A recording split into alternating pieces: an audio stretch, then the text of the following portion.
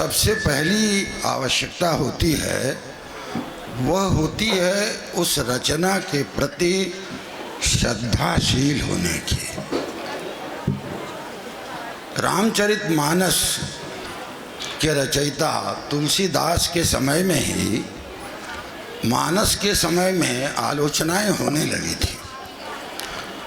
इसका आभास तुलसीदास स्वयं ही देते हैं, जो कहते हैं कि जे श्रद्धा संबल रहित नहीं संतन कर साथ, तिनका मानस अगम अति जिनहिन प्रिय रघुनाथ। वे स्पष्ट घोषणा करते हैं कि आप पहले मानस को समझो, और मानस को समझने की कुछ शर्तें हैं। उनकी प्राकवाणी के बाद भी मानस की आलोचनाएं हुई, और ये विचित्र स्थिति है कि जब मानस की सर्वाधिक कड़वी आलोचना हुई तभी रामचरितमानस विश्व ग्रंथ बन सका। जब तक वह कथावाचकों की श्रेणी में था, बड़े बड़े कथावाचक, आज भी बहुत से मानस के या भागवत के कथाकार हैं, बड़ी बड़ी कथाएं कहते हैं, लाखों के पांडाल बनते हैं, बड़ा मजमा जुटता है, लेकिन उससे मानस का कोई प्रचार प्रसार उतना नहीं होता जितना कि डॉक्टर गिरियर्सन ने जब उस पर आलोचना की और अचानक तुलसी को एशिया का सबसे महान कवि सिद्ध किया। मेरा निवेदन इसी पक्ष को लेकर के है कि मूक माटी को श्रद्धा का संबल मिलना चाहिए, लेकिन दरअसल वो एक काव्य है, इसलिए काव्य के रूप में, काव्य कृति के रूप में उसका मूल्यांकन जब हम करेंगे तब हम कहीं ज़्यादा अच्छी और व्यापक सेवा उसकी कर सकेंगे। इसी को दृष्टि में रख कर के मैंने यह प्रयास किया है, जिसका शीर्षक मैंने दिया है वैरागी परिव्राजक आचार्य की साधारण जन अनुराग साधना। एक ऐसा कृतिकार जो संसार को त्याग चुका है, उससे संसार से कुछ लेना देना नहीं है, फिर भी उस संसार का जो आम आदमी है, जो साधारण आदमी है, उसकी दशा को देखते हुए जो उसके मन में एक टीस उठती है, कसक उठती है, उस कसक को वह साधु, परिव्राजक, वैरागी, त्यागी, साधु के रूप में नहीं, बल्कि ऐसे साधारण जन के अत्यंत ममत्वपूर्ण व्यवहार के प्रति श्रद्धाशील होकर के जो भाव उन्होंने व्यक्त किए हैं, मेरा आज का यह विमर्श वहीं तक सीमित है। मूक माटी को वाणी के वांग्मय करके मुनि कवि ने झंकृत करवाई है, जो बेल ब्रह्म वीणा उसके सुरों ने ऐसी समा बांधी है कि कर्तव्य विरूढ़ हो वो सारा जगत देखता है। जिसे त्याग कर विरत हुए थे विदग्ध महात्मन, उन्हीं के कल्याण के लिए ही तो होम कर दिया है अपना सर्वस्व। अपने मोक्ष की फिर कहाँ थी उनके अंतर्मानस में भी कोई कामना। ऐसे त्यागी जगत अनुरागी की अशोचनीय दशा, जिसमें विरक्त जन कल्याण का अनुरक्त अंतर्मन बसा हो, वही तो नमन के योग्य है।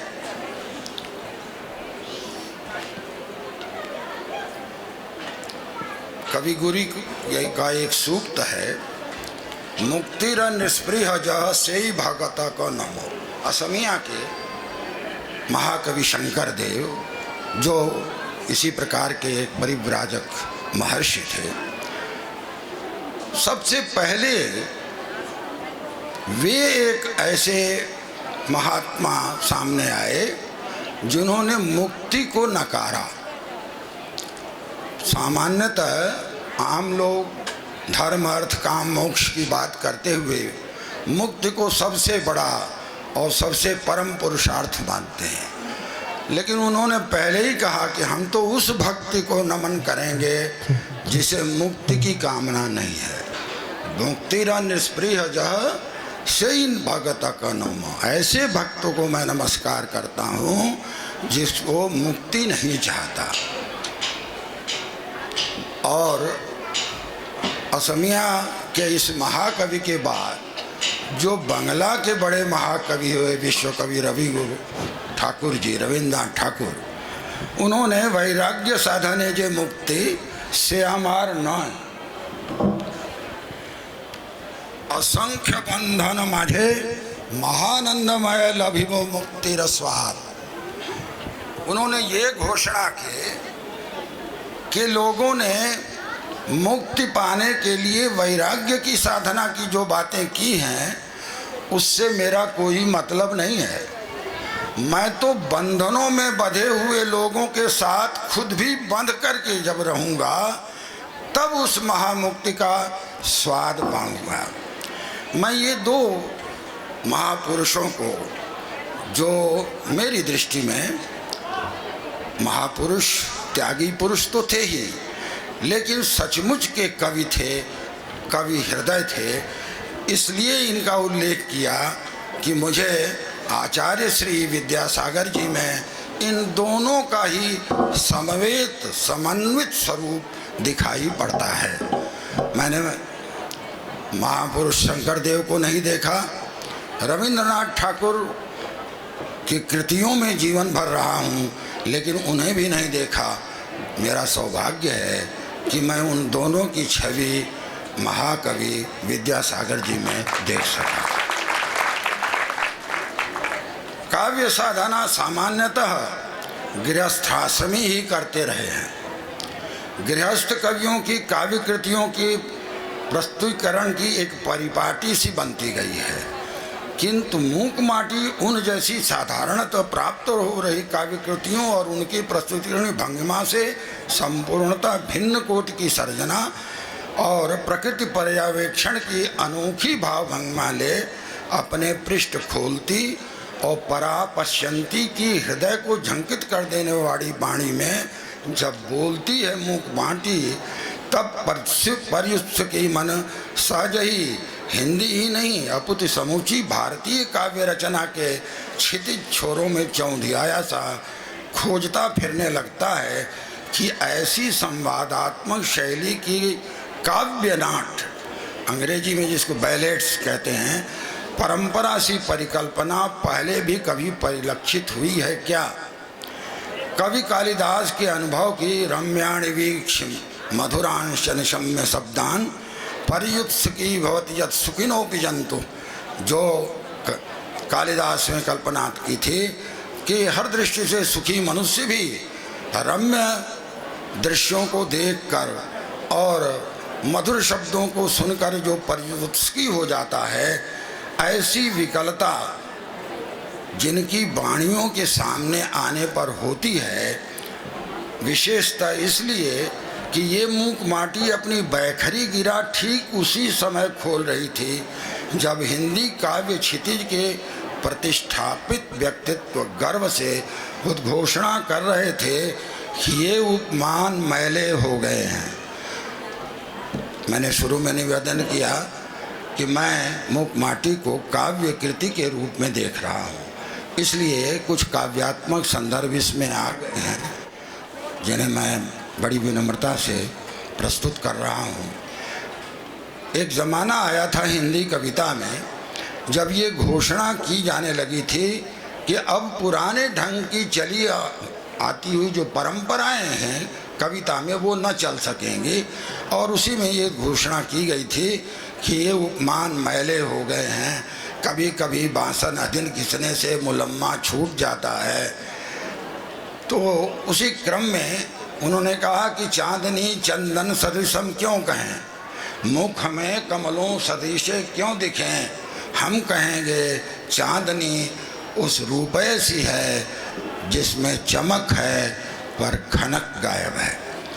तो ये बातें सामने आई थी कि परंपरा जो चल रही थी हिंदी की या भारतीय भाषाओं की काव्य रचनाओं में, वो अब नहीं चल सकेगी। मुझे ये देख के प्रसन्नता हुई कि एक वैरागी और साधक कवि श्री विद्यासागर जी ने परंपरा को कहीं भी कुछ भी खरी खोटी नहीं सुनाई, परंपरा को कहीं भी मैला होना या उसके मुलम्मा के छूट जाने की बात नहीं करी। परंपरा को ही आगे बढ़ाते हुए अपनी काव्य कृतियों को बहुत ही सहजता से सामने रखा है। क्योंकि परिवेश सामान्य है, उतना काव्यात्मक नहीं है, इसलिए मैं उस गहन विषय की ओर आपको ले जा कर के परेशान नहीं करना चाहता। इसमें एक मैंने उदाहरण ये दिया है कि बहुत पहले यहाँ बहुत सी बातें, चूँकि लोग हमारा पुराना साहित्य पढ़ते नहीं हैं तो अपने से गढ़ देते हैं कि पुराने ज़माने में हमारे यहाँ लड़कियों को शिक्षा नहीं दी जाती थी, जबकि बहुत पहले कालिदास से भी पहले एक कश्मीरी महिला शशिबाला थी, तो उन्होंने संस्कृत में बहुत अच्छी रचनाएं की हैं और उनकी रचनाओं में जो उपमाएं हैं उन उपमाओं के आधार पर ही जो बाद में एक कवि बिल्हण नाम के कवि हुए कश्मीरी में, तो संस्कृत में उन्होंने विक्रमांक देवचरित लिखा, तो उनकी और शशिबाला की कविताओं में एक संवादात्मक शैली है जिसमें व्यंग्यात्मक रूप से कुछ पुरानी चीज़ों को खंडित करते हैं बिल्हण, और शशिबाला फिर उनको मंडित करती है। तो ये खंडन और मंडन की जो शैली हमें उस ज़माने में, आज से अगर हम माने तो 800-900 वर्ष पहले की रचनाओं में मिलती है, वो विद्यासागर जी की इस रचना में है, जो आप जगह जगह इनके काव्य के विभिन्न पृष्ठों पर आसानी से देख सकते हैं। परंपरा को अवहेलित करने और योग्य न बताकर कोई नई तर्कयुक्त परंपरा गढ़ने की जो मांग नए कवि कर रहे थे, उसी जमाने में श्री विद्यासागर जी ने परंपरा का आधार लेते हुए ही उसमें परिष्कार करते हुए नई संवेदनाओं को बहुत आसानी से इसमें पुरोया है। इस महान कृत के भाव पक्षों पर कुछ कहने के पहले मैं इसके प्रस्तुतिकरण का शिल्प पक्ष की एक अन्य विशेषता की ओर भी इंगित कर देना चाहता हूँ। भाषा संरचना की भारतीय परंपरा में व्याकरण कोटियों में नामाख्यात, तिङन्त और निपात की जो परंपरा रही है, असमिया, बंगला, उड़िया तथा आदि आधुनिक भारतीय भाषाओं में वह विशेषण विशेष अव्यय क्रियापद की व्यवस्था के रूप में चालू है, किंतु हिंदी आदि पश्चिमी आधुनिक भारतीय भाषाओं विशेषण में संज्ञा और सर्वनाम के अतिरिक्त कोटियाँ जो बनी हैं, उनमें संज्ञा के अंतर्गत फिर व्यक्तिवाचक, जातिवाचक, भाववाचक जो वर्ग बने हैं, उसके परिपार्श्व में यदि देखें तो आप निश्चय ही विस्मय पूर्वक देखेंगे कि नाटकों की संवेदात्मक शैली में रचित होने, जिसमें प्राय ही पात्रों का पारस्परिक संवाद ही कथानक को गति देता है, जिसमें चरित्रों को प्रतिनिधित्व देने वाले पात्रों की संज्ञाओं अर्थात नामों का उल्लेख निश्चयात्मक रूप से होता है, जो कि इस पूरी काव्यात्मक संवादात्मक कृति में पूरी तरह अनुपस्थित है। आप ध्यान दें, पूरे मूक माटी में कोई विशेष एक व्यक्ति नहीं है, विशेष रूप से कोई किसी व्यक्ति का नाम नहीं है, केवल प्रतिनिधि चरित्र हैं। चाहे वो माटी है, चाहे वो आकाश है, चाहे वो कुंभकार है, चाहे वो नगर सेठ है, सब प्रतिनिधि चरित्र हैं, कोई व्यक्ति चरित्र नहीं है। बिना व्यक्ति चरित्रों और बिना व्यक्तिगत नामों की सहायता के एक पूरा का पूरा काव्य लिख जाना, और काव्य ही नहीं महाकाव्य सर्जित कर जाना, एक बहुत ही परिश्रमशील और अध्याय का काव्य है। दूसरा पक्ष है मूक के मुखर होने की बात। सबसे पहले जब अभी मैं पढ़ाई शुरू कर रहा था तो अचानक कलकत्ते में मुझे एक मूकाभिनय देखने का निमंत्रण मिला। जर्मन की एक पार्टी आई हुई थी और वो कलकत्ते में मूक अभिनय कर रही थी। तो एक भारतीय और विद्यार्थी के दृष्टि में मेरे मुंह से सीधे निकला कि अरे जर्मन वालों का मुकाभिनय देख के मैं क्या करूँगा, वहाँ मैं क्यों जाऊँ देखने के लिए। तो मेरे दूसरे जो बंगाली मित्र थे उसने समझाया कि जब मूक है तो भाषा से क्या मतलब, चाहे वो जर्मन है, चाहे वो फ्रेंच है, चाहे वो जापानीज़ है, चाहे वो बंगला है या तुम्हारी असमिया है, उससे क्या मतलब। भाषा तो वो बोलेगा ही नहीं, वो तो केवल अभिनय करेगा। आप देखें कि एक महाकाव्य मूक है, मूक माटी है। काव्य जो व्यक्त होने के लिए ही होता है, जो मुखर होने के ही लिए होता है। जिस क्षण इस महाकवि ने सोचा होगा कि मैं मूक को मूक रखते हुए भी मुखरित कर दूंगा, तो कितना संयम, कितना अंदर उसके अंदर कितना स्वयं का वेग, स्वयं का प्रवाह रहा होगा, उसकी वाणी में कितनी क्षमता रही होगी। बिना बोले अंधो सुने मूक पुनि बोले, पंग चढ़े गिरिवर गहन की जो हमारी कल्पना रही है, जाकी कृपा पंगु गिरिलन में। तो उस मूक पुनि बोले, हम मूक को, मूक माटी को बुलवा करके उसके माध्यम से जगत की, क्योंकि वो धरित्री है, माटी ये साधारण माटी नहीं है, ये वो माटी है जो आपको धारण करती है, ये धरती है। और इसी की वजह से हम हैं, आप हैं, हमारा समाज है। हमारे जैसे लोग जीवन से जुड़े मूक माटी के मूक कवि की सर्जना को प्रसाद की कामायनी के भूमिका के साथ आरंभ में तो सानंद परिलक्षित करते हैं। प्राय जो साहित्यिक दृष्टि से मूक माटी पर विचार करते हैं वो घूम फिर करके जयशंकर प्रसाद के कामायनी महाकाव्य की चर्चा करते हैं। मैंने देखा आपके जो विषय क्रम है उसमें प्रसाद की कामायनी से उसके तुलना का भी विषय है। इसका एक कारण है कि जो भी कोई चीज़ एक शीर्ष पर पहुंच जाती है तो उसके बाद फिर उस पर हाथ लगाने की, उसको आगे बढ़ाने की हिम्मत करना लोग छोड़ देते हैं। रामचरितमानस में सारी अच्छाई है, लेकिन सबसे बड़ी कमी यह है कि रामचरितमानस के बाद फिर उस तरह की कृति लिखने की हिम्मत कोई कवि नहीं कर सका।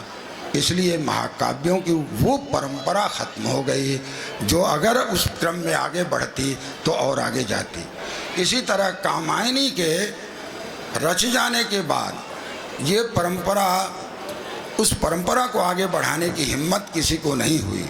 बड़े बड़े कवि हुए, उसी ज़माने में निराला थे, पंत थे, बाद में गजानन मुक्तिबोध आए और तमाम लोग आते गए, लेकिन हिंदी में कोई फिर महाकाव्य आया नहीं। इसलिए भी स्वाभाविक है कि एक वैरागी कवि ने हमको महाकाव्य की कृति दी तो लोग उससे उसकी तुलना करते हैं।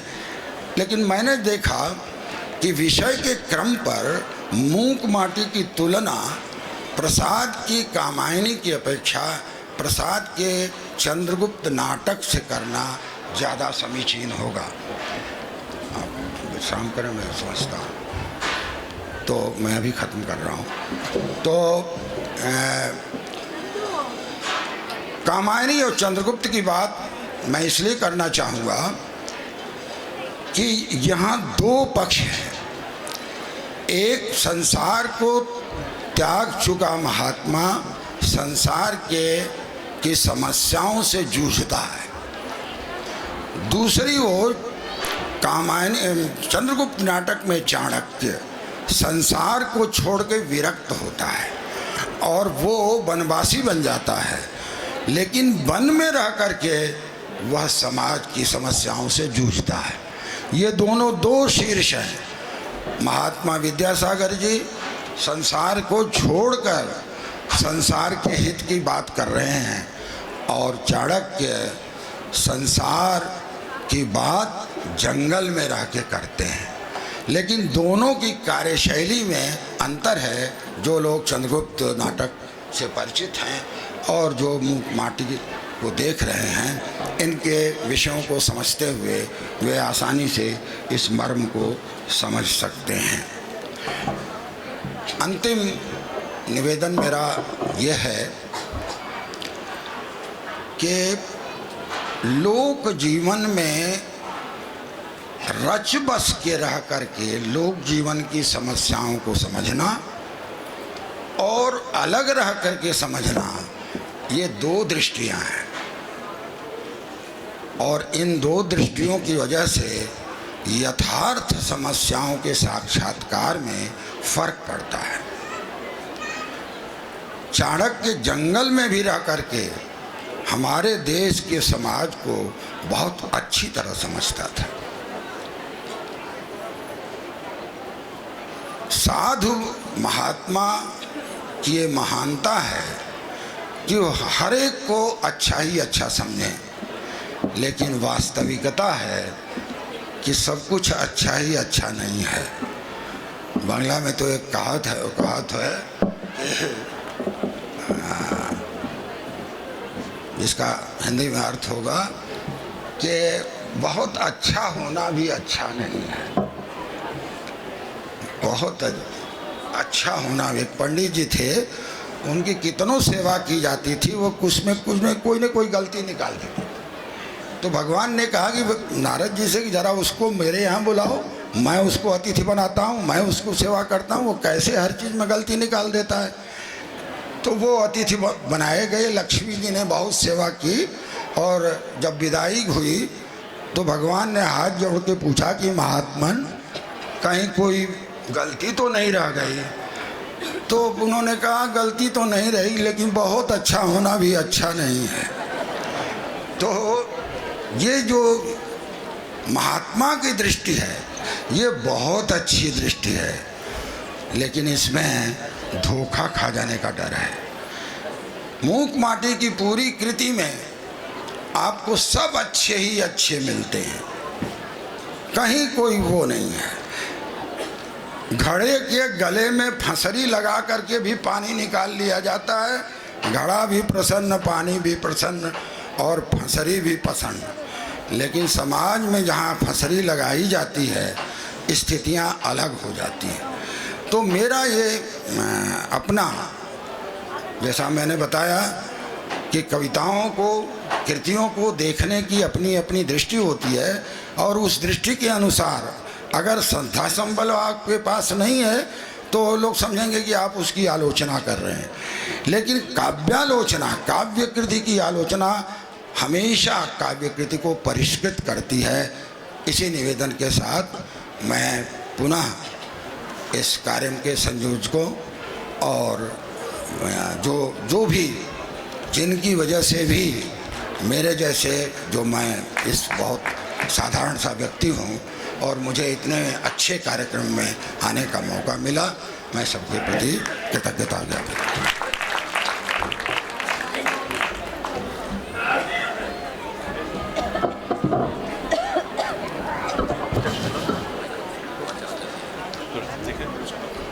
बहुत बहुत धन्यवाद आदरणीय महेंद्रनाथ जी। बहुत ही विस्तारपूर्वक और गहरे उतर कर आपने जानकारी दी है। निश्चित रूप से बहुत बड़ा अध्ययन रहा होगा और हम सबके लिए बहुत ही उपकारी आपका अध्ययन रहा। एक निवेदन मैं आप सबसे करूं, उसके पहले अवगत करा दूं कि आज का हमारा यह सत्र यहीं विराम लेगा। आचार्य भगवान से निवेदन करने हम लोग चलेंगे और आचार्य भगवान लगभग आधे घंटे बाद हमारे बीच में हमें आशीष देने विराजमान होंगे। इसके बीच में 2:15 बजे से 2:45 बजे तक हमारे सभी सम्मानीय विद्वानों के लिए स्वल्पाहार की व्यवस्था सड़क के उस पार जैन भोजनालय में की गई है। सबसे अनुरोध है कि कृपया स्वल्पाहार ग्रहण कर हमें अनुग्रहित करेंगे। एक निवेदन अगले सत्र के लिए आप सबसे मैं हाथ जोड़कर करना चाहूँगा। ये सत्र, ये गोष्ठी बहुत मार्मिक है, बहुत महत्वपूर्ण है। इसमें विस्तार जितना सीमित होगा, मार उसकी उतनी ज़्यादा होगी। कहा भी गया है कि जीवन की लंबाई नहीं गहराई मायने रखती है। तो ये हमें मेरा करबद्ध निवेदन है कि इसका ज़रूर पालन करेंगे। और साथ में एक और निवेदन है, हम सारे लोग जिस लेवल पर हैं, हम जिस स्तर पर हैं, तो हमारे भीतर से बातें निकलती हैं। हमें चीज़ें देखने की या उस पर लगातार नज़र गड़ाने की ज़रूरत नहीं पड़ती है। हमारा अध्ययन ही इतना हो जाता है कि स्वभावतः वो चीज़ें बाहर आती हैं। तो ये मंच, ये मौका और ये गुरुवर का सानिध्य इस बात का प्रतीक है कि हमने जो जीवन में अर्जित किया है उसे थोड़ी बहुत मात्रा में लेके आना है। तो निवेदन हमारा सबसे रहेगा कि अगर सारे वक्तागण हमारे मौखिक बोलेंगे तो उसका अलग असर होगा, अलग जज्बा होगा। और ये जो मंच हमारे सामने बैठा है, हमारे साथ जो श्रोतागण बैठे हैं, उनकी तालियों की गड़गड़ाहट इस बात को बताएगी कि हमारे वक्ताओं का क्या जादू चला हुआ है। तो इसी निवेदन के साथ आपसे अनुरोध करूंगा कि कृपया केवल आधे घंटे का समय दें। मैं अध्यक्ष जी से अनुरोध करूंगा कि आचार्य श्री के आगमन के साथ ही आपका अध्यक्ष उद्बोधन होगा। इसी क्रम में सबसे निवेदन है कि आधे घंटे के लिए स्वल्पाहार के लिए गमन करेंगे और उसके बाद आचार्य भगवान विराजमान होंगे। बोले संत श्रोमणी आचार्य गुरु विद्यासी महाराज की, आचार्य संघ की। संदेश जी कृपया मलय भैया सबको साथ में ले चलें स्वल्पाहार के लिए, हमारे सारे अतिथिगणों के लिए। और हमारे सत्र के जो बचे हुए हमारे अध्यक्ष जी और साथीगण हैं, वो आचार्य भगवान के सामने आने पर ही उसका उद्बोधन रहेगा। कृपया सहयोग करें।